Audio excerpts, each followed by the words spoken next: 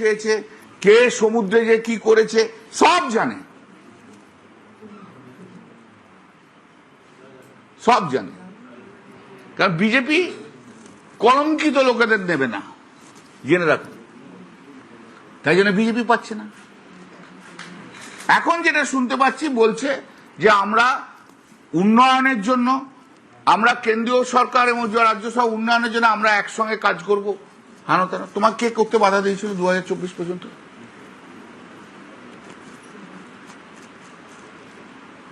তোমরা যখন, এরা যখন স্পিচ দিয়েছে,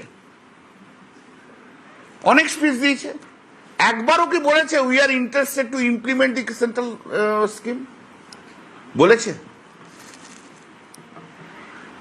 ওরা কি একবারও কেন্দ্রীয় সরকারের কোন প্রকল্প ওরা প্রশংসা করেছে? যদি বলে না পার্টিতে থেকে ওটা করা যায় না, তাহলে আজকেও পার্টি থেকে ওটা করা যায় না। যদি বলে পার্টিতে থেকে এটা করা যায় না, তাহলে আজকেও করা যায় না। পার্টি ছেড়ে দাও, দিয়ে করো, রিজাইন করো, জিতে এসো, বিজেপির টিকিটে বা ওর টিকিটে করো না ভাই, যা ইচ্ছা আমাদের সম্বন্ধে বলো। এসব দোঁয়াশলা, বিশ্বাসঘাতক, গদ্দার। এরা সুখের পায়রা। কাকলি ঘোষ দস্তিদার ছাড়া আর সবাই 2011 পর দলে এসছে। এরা অন্য কেউ কোনো লড়াই করেনি। আর ফিল্মস্টাররা হচ্ছে ভিনদেশি সব তারা। এদের ধারণা হচ্ছে যে যেহেতু পাবলিক আমাদের দিকে দৌড়ে দৌড়ে আসে, অর্থাৎ পার্লামেন্টেও সবাই আমাদের পিছনে পিছন থেকে দৌড়ে আসবে।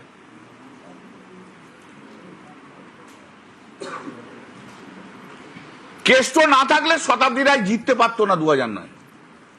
লিখে নিন।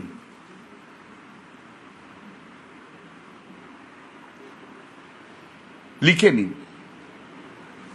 তো এই যে আজকে যত অভিযোগ, সমস্ত অভিযোগগুলো মিথ্যে কথা। শেল্টার চাই।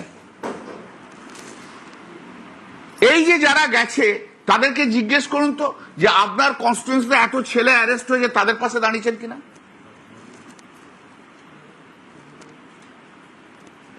তাদের বেল নেওয়ার জন্য চেষ্টা করেছেন কিনা? তাদের যে জিজ্ঞেস করুন তো এত ছেলে ঘরছাড়া হয়ে রয়েছে, তাদের পাশে গেছেন কিনা? একটা এমপি এদের মধ্যে নিজের কনস্টিটিউয়েন্সিতে ঘোরেনি, একটা। দায়িত্ব কর্মীদের কিচ্ছু নেয়নি এরা। এরা শুধু নিজেদের কথা ভেবেছে, আর কিচ্ছু না। আর দিল্লির বড় বড় ফ্ল্যাট আর বড় বড় বাংলোতে বসে রয়েছে,